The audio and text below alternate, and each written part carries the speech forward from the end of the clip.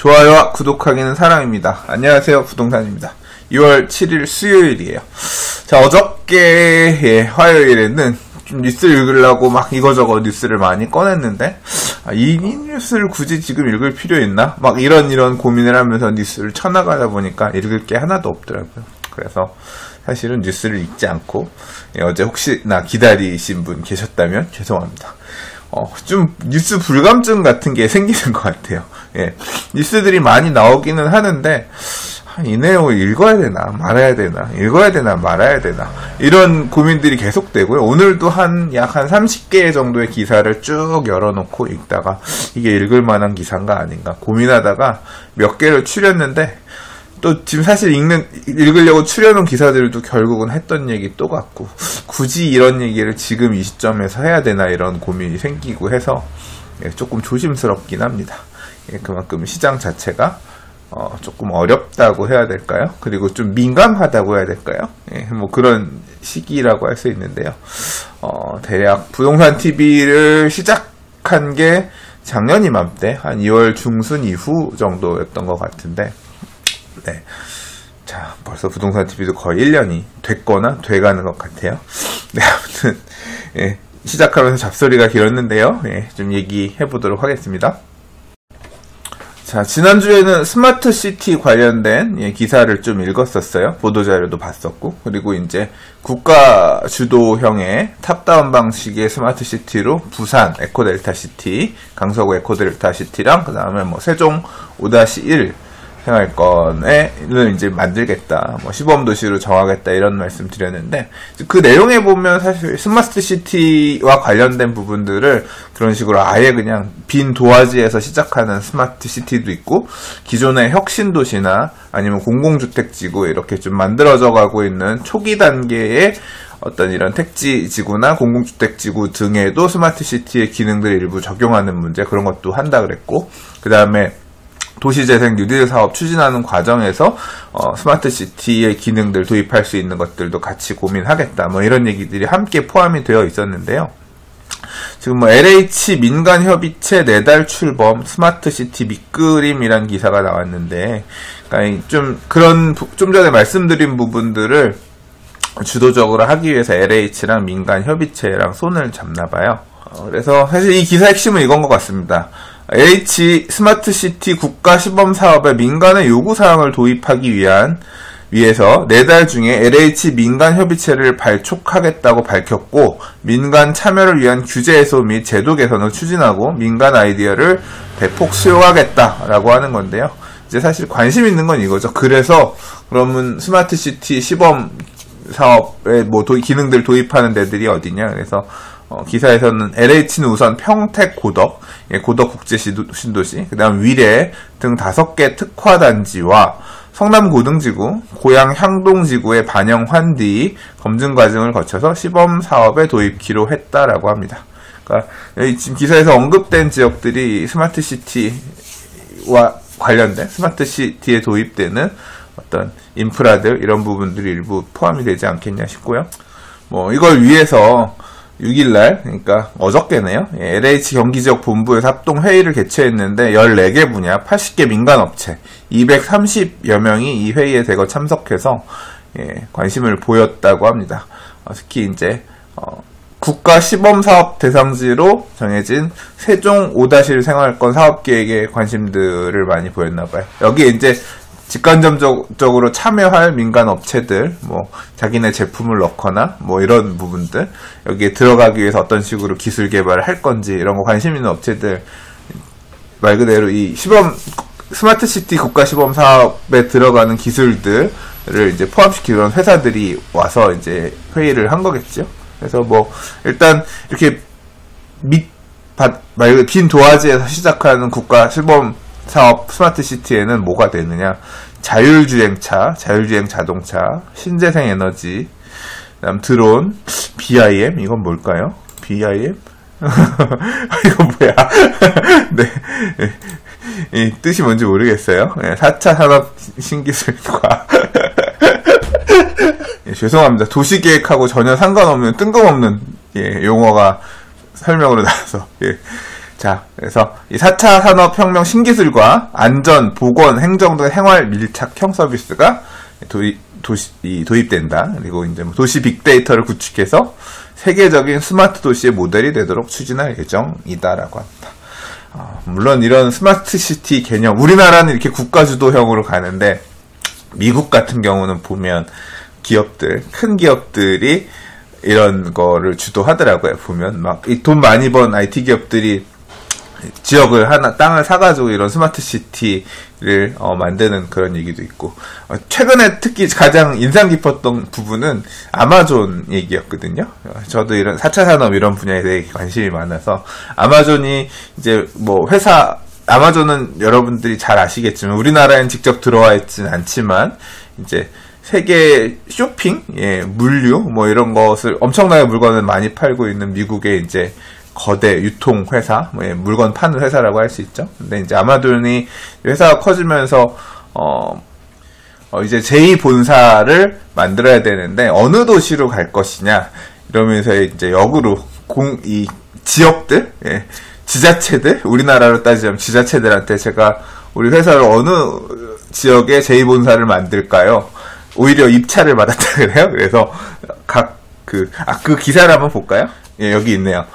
정보 얻고 홍보하고 아마존의 제2본사 유치 전 일석이조. 그러니까 아마존이 제2본사를 건립하기 위해서 도시 간의 유치 경쟁을 벌이게 하면서 240여 개에 가까운 도시들의 고급 정보를 확보한 것은 물론 홍보 효과를 톡톡히 거두고 있다라고 한다 그래요. 그러니까 각 도시별로 우리가 어디에 제2본사를 만들까요? 일단 제안서들을 주세요 하면서 그 지역마다 지역들이 갖고 있는 데이터들을 다 받아서 우리가 들어가기 적합한 데를 우리가 고르겠다. 이런 식으로 하면서 받은 거죠. 그러면서 각 지역마다 여기 있네요.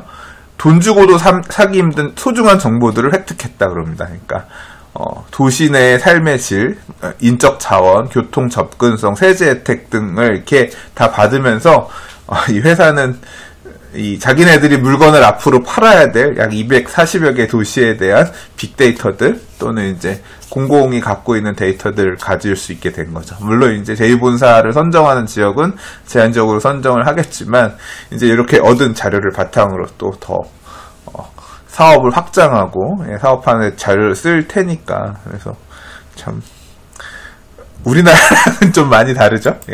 뭐 또 우리나라는 아직 우리나라에 맞는 정서가 있는 거고 미국은 또 미국 나름대로의 정서가 있는 거고, 뭐 우리나라도 계속 개방화되면서 변화하는 거고, 또 우리나라는 우리나라 특수성에 맞는 이런 형태를 또 갈 길 가고 해야 되는 거겠죠. 그래서 스마트 시티를 아무튼 국가 주도로 일단 시도하고 이렇게 해가는 과정에서 얻게 되는 경험치들, 이런 기술들을 바탕으로 또 앞서 나갈 지금 아직 추진하고 있는 뭐 동아시아, 북동아시아든 동북아시아든 동남아시아든 뭐 이런 지역에서 이런 어떤 강점을 바탕으로 또 국가 경쟁력을 확보하는데 힘이 되었으면 좋겠습니다.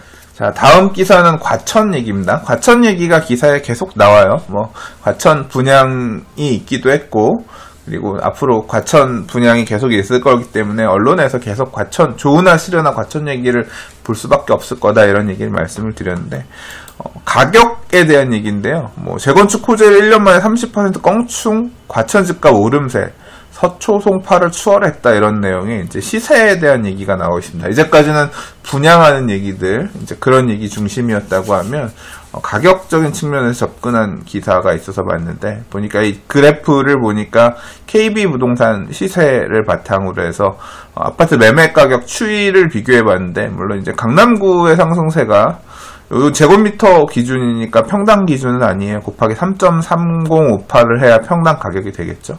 네, 강남구가 가장 높기는 한데, 서초 같은 경우에는 오히려 1분기 들어서 2018년 1분기니까 이제 조금 약간 오히려 감소하는 반면에, 지금 과천시 같은 경우는 약간 서초구보다 눌려 있다가 이제 올라가는 그런 모양새의 그래프를 보인 것 같아요. 그래서 뭐 가격들이 이래 올랐다. 뭐 심지어는 일각에선 전체 재고주택 중 70%가 재건축 대상인 만큼 향후 강남 집값을 따라잡을 것이란 전망을 내놓기도 한다. 뭐 이렇게까지 얘기를 하고 있네요. 과천은 아파트가 이렇게 많지 않죠. 도시 자체가 그렇게 큰 도시가 아니니까.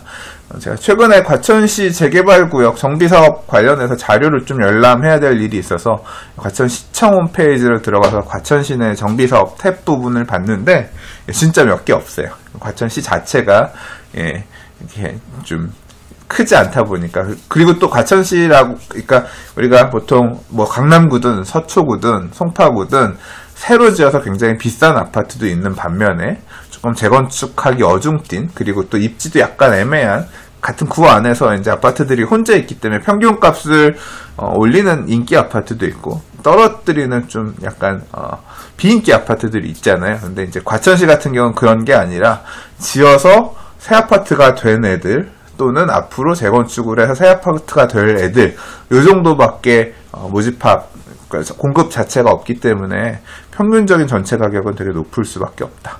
뭐 예를 들자면 강남구 안에서 서초구 안에서 반포 일부만 떼어놓은 정도? 그렇기 때문에 딱 그 지역만 놓고 보면 가격이 되게 높은 것처럼 뭐 그럴 수 있다. 뭐 이제 그런 뉘앙스로 해석하면 될 것 같습니다. 자, 다음 기사는 참 어제 굉장히 많이 커뮤니티에서 오르내렸던 기사입니다. 김현미 장관 재건축 연장 40년 말한 적 없다. 제목이 아주 그냥 좀 되게 노골적이죠. 예. 그러니까 아예 그냥 제목을 이런 식으로 꼽아 놓으니까 좀 말 그대로 지금 우리나라의 국토부 장관인데 좀 너무 무책임하게 보이게끔 이렇게 기사 타이틀이 좀 쓰여진 것 같습니다. 그래서인지 특히나 이분은 참 평생 먹을 욕을 작년에 국토부 장관 취임한 이래 계속 먹고 계신 것 같아요. 좀 안타까운 마음이 사실은 들기도 합니다.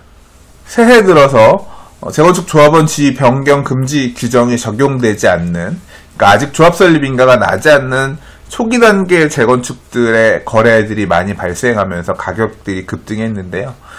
이들 지역이 이제 가격이 이렇게 급등하는 모양새를 보이니까 여러 가지 이제 기사들이 언론에 나왔는데, 그 중에 이제 많이 얘기 나왔던 부분이 재건축 연한을 연장하는 부분에 대한 얘기였습니다. 그래서 뭐 2014년에 이게 이제 30년으로 줄어들었는데 다시 40년으로 늘릴 수 있다.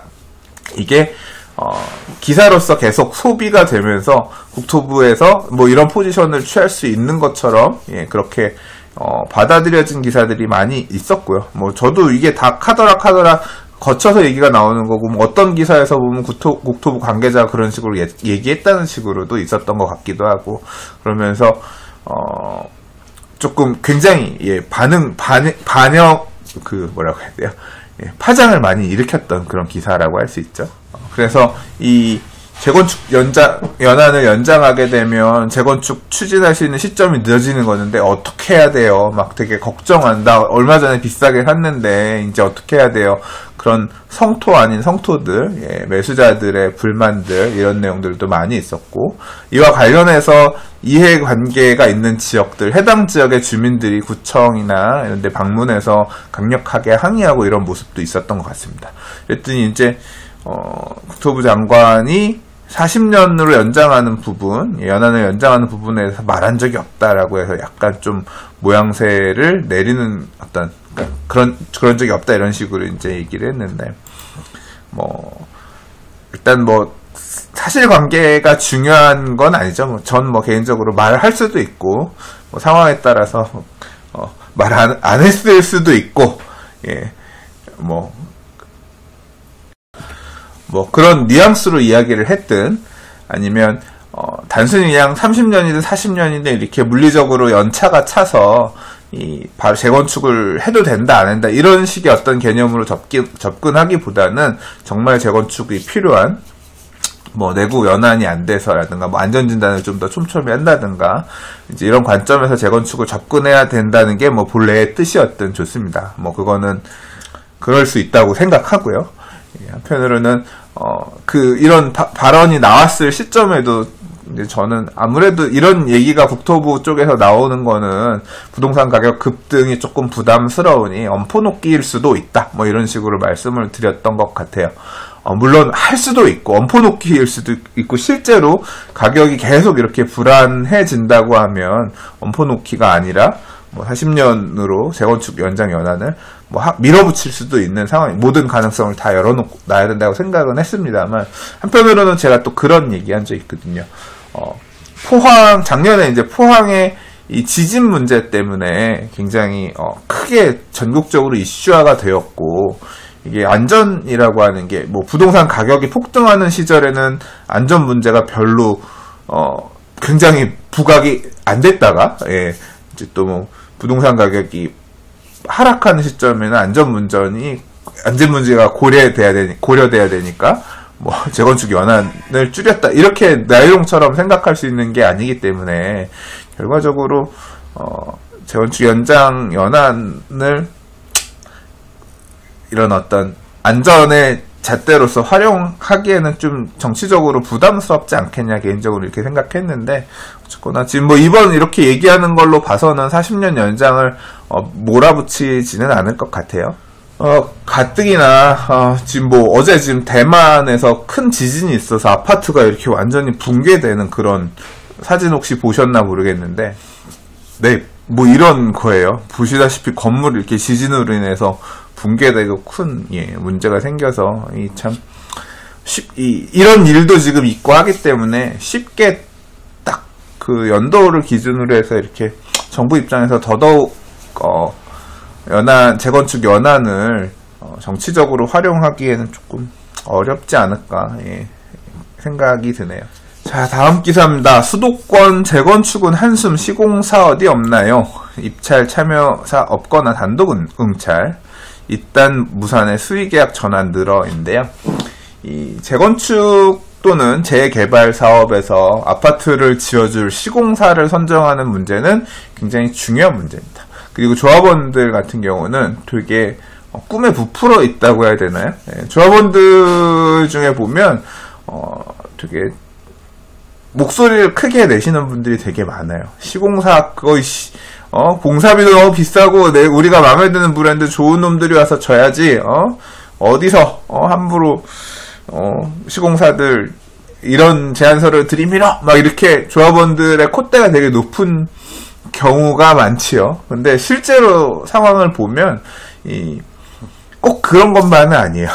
지금 여기 기사에서 보시는 것처럼 시공사 어디 없나 이런 건데, 시공사 선정을 하겠다고 입찰을 이렇게 공고를 내고 건설회사가 들어오게끔 희망을 해도 재개발 사업, 재건축 사업장에 건설회사들이 들어오지 않는 사례들이 있습니다.